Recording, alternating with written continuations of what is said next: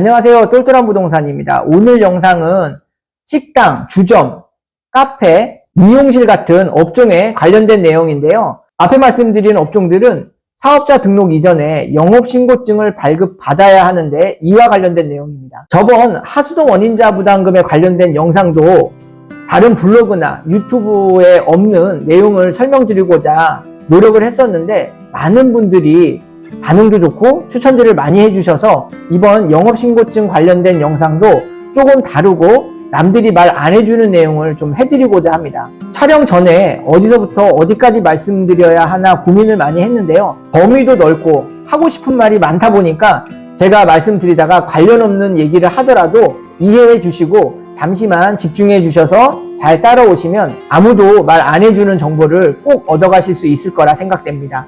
잘 따라오세요. 영업신고증에 관련돼서 말씀드리다 보면 위반건축물에 대해서 말씀을 안 드릴 수가 없는데요.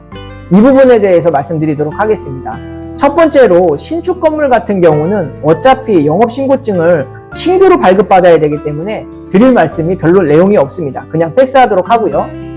집합건물인 같은 경우는 집합건물이라면 101호, 102호 이렇게 구분된 상가를 말하는데요. 이런 구분 상가인 건물들은 내가 사용해야 할 점포에 위반건축물 표기가 되어 있지 않으면 영업신고증 발급받는데 별 문제 없습니다. 항상 문제가 되는 것은 구축상가 건물인데요. 구축상가 건물들은 오랜 시간 동안 아니면 일정 기간 동안 임차인들이 계속 바뀌면서 처음에는 없었던 창고가 생기기도 하고 창고가 있었는데 없어지기도 하고 정말 심한 경우에는 건물의 외벽을 뚫어서 실내 공간과 창고 공간을 연결하는 경우도 있습니다. 이 경우에는 실내 인테리어를 하는 경우에 안에서 보면 어디까지가 실내 공간이고 어디까지가 창고 공간인지조차도 확인이 불가능합니다. 이런 경우에는 꼭 건물 밖에 나가서 어디 부분이 위반건축물 부분인지 확인할 필요가 있습니다. 임차하는 매장에 건축물 대장에 위반건축물이 표기가 되어 있으면 당연 영업신고증이 신규 발급이 불가능한데요. 여기서 아무도 말 안 해주는 첫 번째 내용입니다.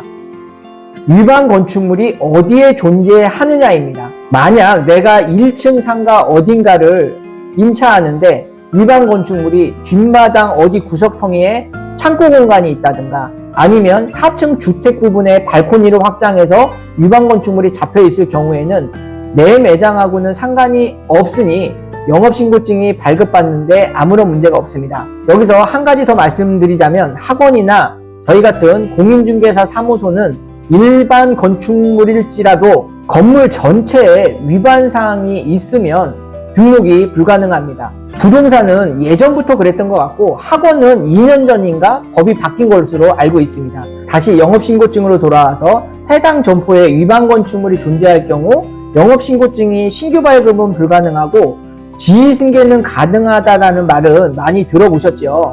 여기서 아무도 말 안 해주는 말 두 번째입니다. 위반건축물 때문에 영업신고증을 지위승계를 받기는 했는데 그 이후에 따라오는 효과에 대해서입니다. 이 부분 때문에 오늘 영상을 찍었다 해도 과언이 아니니까요. 잠시 집중을 해주세요. 영업신고증을 누구한테 받았냐라는 게 문제입니다. 만약에 영업신고증을 주는 사람이 일반과세 사업자일 경우엔 그 영업신고증을 승계받은 사람이 그 승계받은 영업신고증을 가지고 세무사에 가서 사업자 등록을 할 경우 일반과세 사업자로 등록이 되기 때문입니다. 물론 여기서 예외는 있습니다. 하지만 예외가 그렇게 많지가 않으니 그 부분은 따로 알아보시는 걸로 하고요. 소수이기 때문에 중요한 부분은 일반과세 사업자한테 영업신고증을 지위승계 받았을 경우에는 나도 일반과세 사업자로 출발할 수밖에 없다는 내용입니다. 소규모로 창업하시는 분들이나 처음으로 창업하시는 분들은 간이 사업자가 뭔지 일반 사업자가 뭔지 모르시는 분들 당연히 있을 거라 생각합니다. 하지만 이 얘기를 하다 보면 이것만 영상을 따로 찍어야 되기 때문에 그냥 오늘은 넘어가도록 하겠습니다. 2021년도부터 간이과세 사업자의 기준이 연매출 4,800에서 연매출 8,000으로 상향되었습니다. 이로 인해서 간이과세 사업자가 혜택을 더 많이 받아볼 수 있게 되었는데요. 혜택은 좀 그렇고 이로운 점이 하여튼 있습니다.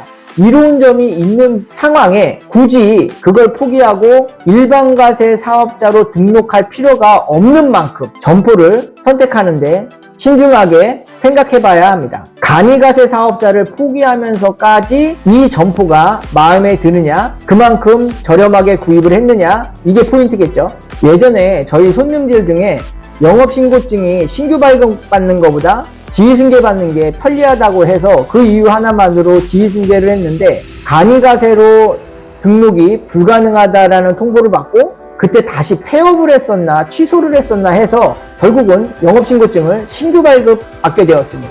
월 매출이 높을 거라 예상되는 업종들은 간이가세 사업자를 유지하면서 금전적으로 이득 보는 부분들이 상당하기 때문에 꼭 체크해야 되는 부분이라 생각됩니다. 권리금을 200만 원 더 깎은 부분보다 이 부분이 훨씬 더 금전적으로 크게 영향을 끼칠 수 있기 때문입니다. 다음은 주점이나 식당들이 많이 해당되는 부분인데요. 간혹 매장을 가보면 매장 전체를 홀로 사용하기 위해서 주방 공간을 위반 건축물 쪽으로 빼는 경우가 있는데요.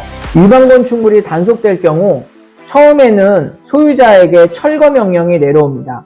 이때 철거하게 되면 과태료도 없고 별다른 행정처분 없이 끝나게 되는데요. 현재 임차인이 주방 공간으로 사용하고 있기 때문에 주방을 철거할 수 없기 때문에 철거를 안 하게 되면 이행강제금이 부과가 됩니다. 이때 이행강제금은 보통 임차인한테 전가가 됩니다. 이 부분을 임대인들은 잘 알고 있기 때문에 임대차 계약 당시에 특약 시에 가설건축물이나 위반건축물로 인한 민원이나 행정처분 시 임차인이 책임지기로 한다라는 특약을 요구하게 됩니다. 이행강제금은 땅값의 몇 %에다 위반 면적을 곱하고 복잡한 공식이 있다고 하는데요. 제가 주무관님한테 그 공식을 보내달라고 했는데 이게 너무 복잡한 공식이다 보니 실제 사례가 있어야 계산이 된다고 이렇게 답변을 받은 적이 있습니다. 식당이나 주점 사장님들은 이 부분을 어차피 더 넓게 사용하는 부분이니까 이행강제금이 나오면 이것을 12달로 나눠서 월로 계산해서 그냥 월 얼마 주고 사용한다 생각들을 하시는데요. 여기서 아무도 말 안 해주는 세 번째 내용입니다. 이 위반 건축물이 어디에 존재하느냐가 관건입니다. 만약에 이 위반된 내용이 주차장 자리에 위반된 내용이 있으면 이 부분은 주차장법 위반으로 우리가 생각했던 벌금보다는 훨씬 세게 맞을 수 있다는 내용입니다. 따라서 위반 건축물 부분이 주차장에 있는지 아니면 건물 짓고 옆에 짜투리 땅에 위반 건축물이 있는지 이 부분을 꼭 체크해야 되는 부분입니다. 마지막으로 한 가지 더 말씀드리자면 이 부분은 부동산들도 잘 모르는 내용들입니다. 건물들을 보다 보면 이렇게 1층 천장 부분에 처마 부분이 보이는 곳이 있습니다. 등잔밑만 잘 안 보이는 게 아니라 처마 밑도 잘 안 보이거든요. 그래서 이 처마 기준으로 해서 벽을 세워서 창고 공간을 사용하기도 하는데요.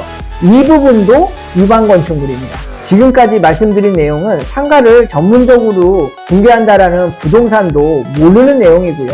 눈앞에 위반 건축물을 보면서도 어디가 위반인지 왜 위반인지 모르는 경우가 많습니다. 영상을 보시는 사장님들께서는 상가를 소개시켜주는 부동산이 말을 안 하더라도 사장님께서 꼭 이 부분들 인지하시고 사장님들이 매장을 선택하는데 꼭 참고하시기 바랍니다. 오늘 영상은 여기까지인데요. 위반 건축물과 영업신고증 지휘승계에 대해서 말씀드렸는데요. 깊지는 않지만 얄팍하게 제가 알고 있는 내용을 설명드렸습니다. 감사합니다.